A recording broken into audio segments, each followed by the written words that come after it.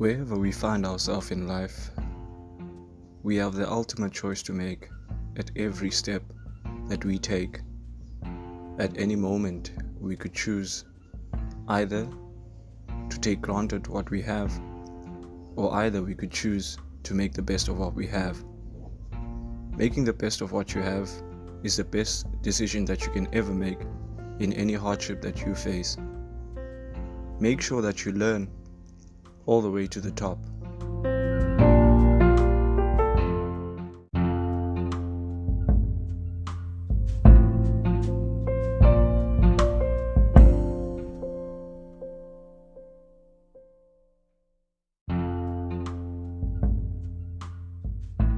Any chance you have at growing and maturing into responsibility is one we all should grab with both hands.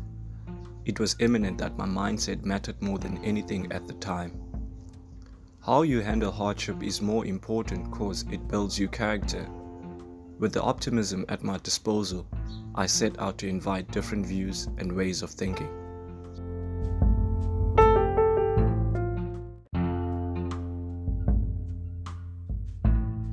The relationship I had with myself started to matter more as time went by. The amount of confidence I had grew, and progressing with each and every trial. Pay careful attention to yourself when you don't have anything. That could be testing times we all as human beings go through. One way or another, we all gonna face hardships. The most important thing is for you to know that you are capable of overcoming anything in your pathway. Start seeing every hardship as a building block. You are just building muscles.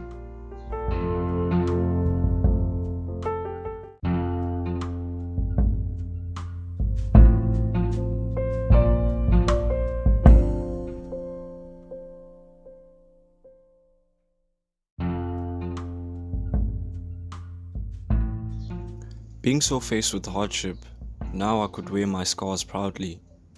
It could have been easier for me to deny who I used to be, but that would be a setback. Instead, I did the internal work and started taking accountability for my own actions. They were a true reflection of who I was, and I had to find means to let that have a positive way of expression. When our faculties of thinking are taking instructions from us, then we are active participant of our own thought process. Isha Kriya had been so essential on my journey as discussed in the previous episode, creating a distance between the body and the mind. This enables me to take charge of my faculties of thinking. Inner engineering once reminded me again of my connection to nature and how important for us to connect to the divine. With practice, you get better. Start seeing yourself worthy of what you seek and go at it with all you got. Just as disaster strike, so does opportunity.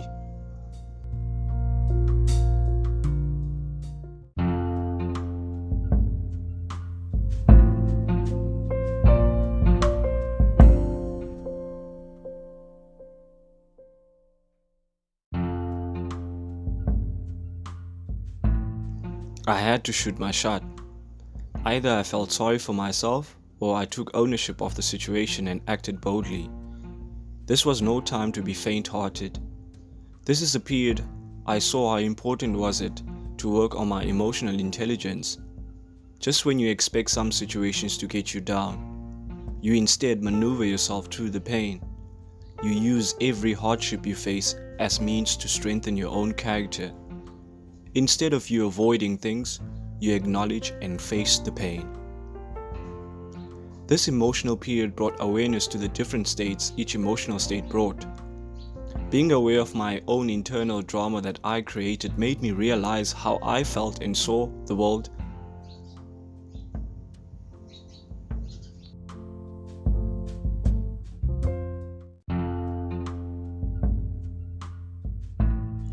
This emotional period brought awareness to the different state of each emotion. Being aware of the internal drama that I had created made me realize how I felt, and saw the lack of accountability I had for myself. Had the focus not been shifted, then the blame was always going to be exported to others. Meditation is now essential to my path as it taught me the power of facing my own thoughts on a daily. The mind every day lingers with thought. What dominates your thought process is what dominates your mind. Where you put your attention is where your energy will flow. With Isha Kriya meditation, it gives great opportunity for us to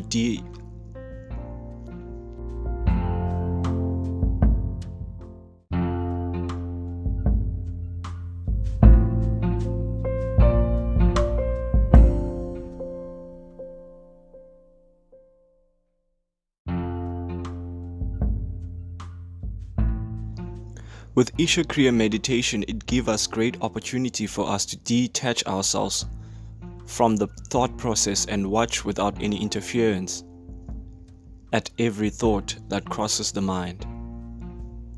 I know, many might find it difficult to sit alone and quiet with their own thoughts and wonder why they are living their lives so compulsively. Meditation taught me that your thoughts and emotion are ruled by you. If you don't take the necessary initiative to discipline the thought process, then just about anyone can affect you with their actions.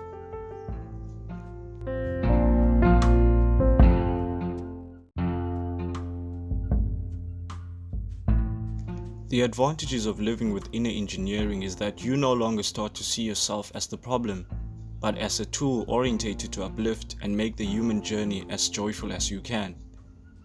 At any opportunity we are given fruit and feces, we know to eat the fruit and not the feces.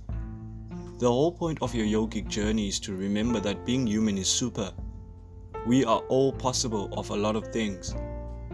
And once we dedicate ourselves, we see many possibilities ahead of us. As a great man once said to me, keep it rolling, even through the tough times. Soldier on, General. Namaste.